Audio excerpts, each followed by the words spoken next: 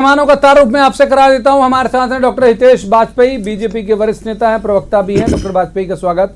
दूसरे मेहमान रवि सक्सेना, ये कांग्रेस के प्रवक्ता हैं, रवि जी का स्वागत। और तीसरे मेहमान वरिष्ठ पत्रकार हैं, बहुत अच्छे राजनीतिक विश्लेषक हैं, सतीश एलिया, सतीश जी का भी स्वागत है। पहला रुख डॉक्टर वाजपेयी का ही कर लेते हैं। डॉक्टर वाजपेयी, एक शांतिपूर्ण तरीके से मार्च निकल रहा है, बिना कुछ उसमें डंडे वंडे दिख नहीं रहे, महिलाएं भी हैं। जवाब में आप लाठी लेके खड़े हो जाते हो और जाने क्या क्या गिना देते हो, और संकेतों में 6 दिसंबर भी ले आते हो कि मिठाई खिलाने जाएंगे, हम राम के भक्त हैं, गोली खाते हैं। ये क्या तरीका? देखिए, 2-3 बातें बहुत स्पष्ट हैं। पहली चीज़ तो आपने खुद फुटेज में देखा होगा, आप चलाकर भी देख सकते हैं कि आरिफ मसूद के साथ कोई नहीं है, कांग्रेस के कोई नेता आपको दिखाई नहीं देंगे। लड़कियां मड़कियां महिलाएं हैं, माने वो कोई ऐसा नहीं है कि वो कोई गुंडे लेके आ रहे थे। नहीं, ठीक है, मेरा जो वक्तव्य है वो राजनीतिक रूप से है कि कोई प्रदेश कांग्रेस के और कोई नेतागण हो, दिग्विजय सिंह हो, कोई भी हो, तो ये इनका निजी स्टंट है।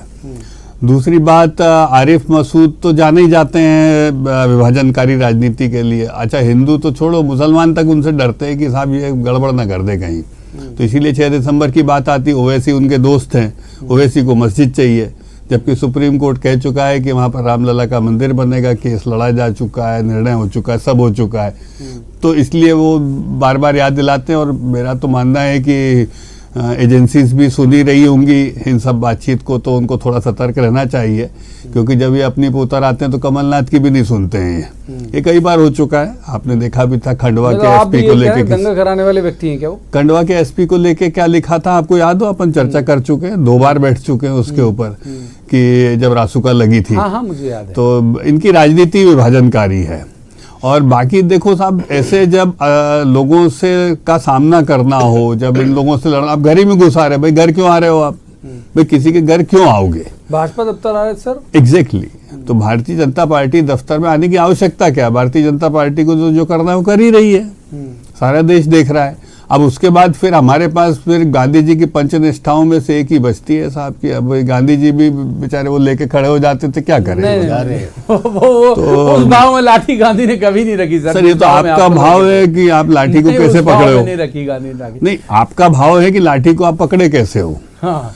तो हम तो साहब, हमारे पास तो अब कमलनाथ जी का सहारा तो है नहीं, तो जो कुछ भी है गांधी जी की लाठी का ही सहारा है साहब। लाठी ही से ही स्वागत होगा इस तरह से, अगर आप गांधी के नाम पर। नहीं, हमारा सहारा है साहब, वो किसी का स्वागत। रवि सक्सेना जी का रुक कर ले। देखिए, सबसे बड़ी बात तो हितेश जी ने जो गांधी जी को बेचारा कहा, तो इसी से आप इनकी मानसिकता को समझ सकते हैं कि ये बात तो गांधी जी की करते हैं, उनके अहिंसा की करते हैं, पर ये हिंसा के पुजारी हैं।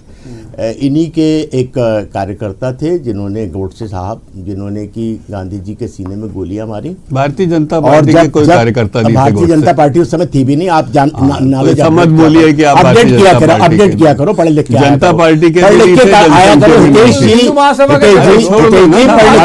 आपके अनुषंगिक संगठन आरएसएस के निकले हुए, हिंदू महासभा, भारतीय जनता पार्टी, आरएसएस का सारा देश जानता है आपके बारे में। गलत बात मत करो, यहाँ मौजूद। अरे झूठ मत बोलो, मेरी बात को सुनिए, झूठ मत बोलो, मेरा ये कहना झूठ मत बोलो। आज अगर आरिफ मसूद जी गए हैं और उन्होंने ये कहा कि भाई प्रज्ञा ठाकुर जी ने जिस तरह से गांधी जी का अपमान किया, गोडसे को महिमा मंडित किया, उसे राष्ट्रवादी बताया, उसे जिस तरह से आज ये ऐसा उसने पहली बार नहीं कहा है, कई बार कह चुकी हैं। तो माफी भी तो मांग ली साहब। बड़ा देखिए, ये तो ऐसा बात हुई, आपने किसी को जूता मारा और उसकी आपने माफी मांग ली। भाई गलती आदमी से एक बार होती है।